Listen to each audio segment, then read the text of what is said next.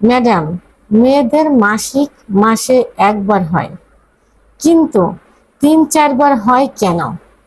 তার সমাধান কি? কিন্তু শরীর জ্বালাপোড়া করে, এর একটা সমাধান দেন। ধন্যবাদ ভাইয়া সুন্দর একটা কমেন্ট করার জন্য। দেশের এবং প্রবাসের ভাই বোনদের প্রতি সালাম। আসসালামু আলাইকুম। আমি প্রভাষক ডাক্তার রিক্তা পারভিন, হোমিওপ্যাথি এবং আয়ুর্বেদিক চিকিৎসক। চেম্বার সেবা হোমিও কমপ্লেক্স অ্যান্ড সেবা ডিজিটাল ল্যাব, উপজেলা মডেল মসজিদের পূর্ব পাশে, শিমুলিয়া, মাগুরা।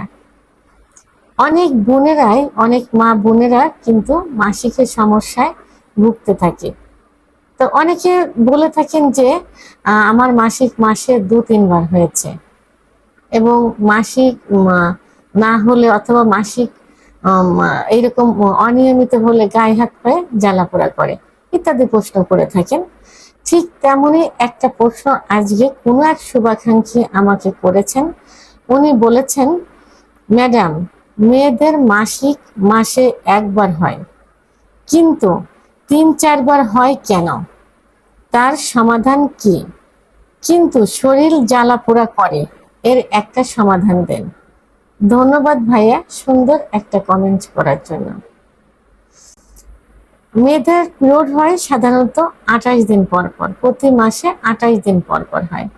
অনেকের দেখা যায় 30 দিন পর পর হয়, আবার অনেকে 35 দিন পর পরও হয়ে থাকে। আবার অনেকের 28 দিনের আগে 7 দিন আগেও হয়ে থাকে। এটা স্বাভাবিক নিয়ম, কারণ 7 দিন আগে পরে এটা হতে পারে।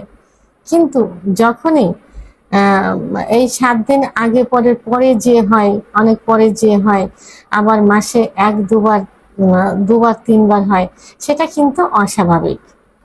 তাই এখন মাসিক 2-3 বার হওয়ার পিছনে কিছু কারণ আছে।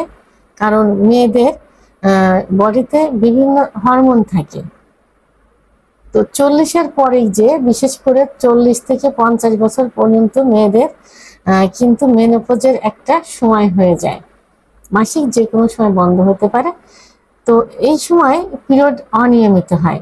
কারোর দেখা যায় যে পিরিয়ড একবার হলে আর সারতে চায় না, দীর্ঘদিন হতেই থাকে। আবার অনেকের দেখা যায় যে হয় না, 2-3 মাস পর পর হয়।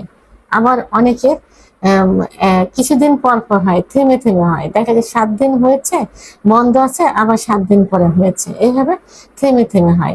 এগুলো কিসের জন্য হয়? হরমোনাল ইমব্যালেন্সের কারণে এটা হয়ে থাকে, অর্থাৎ মেনোপজের যে বয়সে। এই সময় অনেকের ফাইব্রয়েড হয়, জরায়ুর ভিতরে অনেক সময় মাস দেখা যায়, অর্থাৎ টিউমার দেখা যায়। তো এইসব কারণে অনিয়মিতভাবে মাসিক 3-4 বার হতে পারে। এবং যাদের বয়স কম থাকে, 20-22 বছর কি 30-35 বছর বয়সে যাদের হয়, তাদেরও এইরকম বিভিন্ন সমস্যা থেকে থাকে।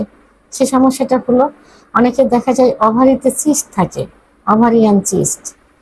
জরায়ুর মুখে ইনফেকশন থাকে, জরায়ুর ভিতরে মাস থাকে, অর্থাৎ ফাইব্রয়েড থাকে, জরায়ুটা বড় হয়ে যায়, বাল্কি ইউটেরাস ইত্যাদি কারণে মাসিক থেমে থেমে হয়। এভাবে কিছুদিন হয়, আবার বন্ধ থেকে আবার কিছুদিন পরে হয়, এইভাবে কিছুদিন পর পর হয়। তো এর জন্য কি করতে হবে? আপনি একটা সমাধান চেয়েছেন, অনেকে জানতে চায়। তো এর সঠিক সমাধান হলো, অবশ্যই একজন অভিজ্ঞ সম্পন্ন রেজিস্টারকৃত ডাক্তারের শরণাপন্ন হতে হবে।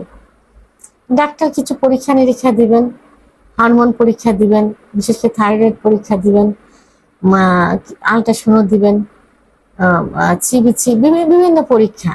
এই পরীক্ষার মাধ্যমে কনফার্ম হওয়া যাবে যে তার জরায়ুতে, তার ওভারিতে কোনো সমস্যা আছে কিনা, পিসিওএস হলে হয় তো, এবং হরমোনের কোনো কম বেশি হয়েছে কিনা, এগুলো কনফার্ম হবেন।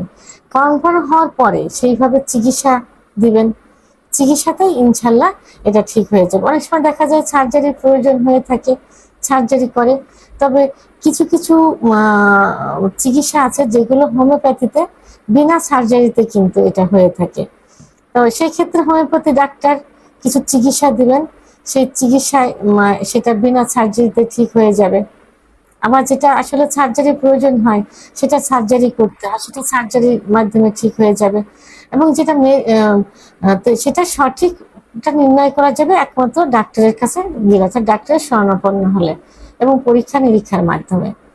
আর পরীক্ষা নিরীক্ষার মাধ্যমে কনফার্ম হয়ে চিকিৎসা দিলে এটা ঠিক হয়ে যাবে ইনশাল্লাহ। শরীরে যে জ্বালা পোড়াটা হয় এটা কিন্তু হরমোনাল ইমব্যালেন্সের কারণেই কিন্তু এটা হয়ে থাকে।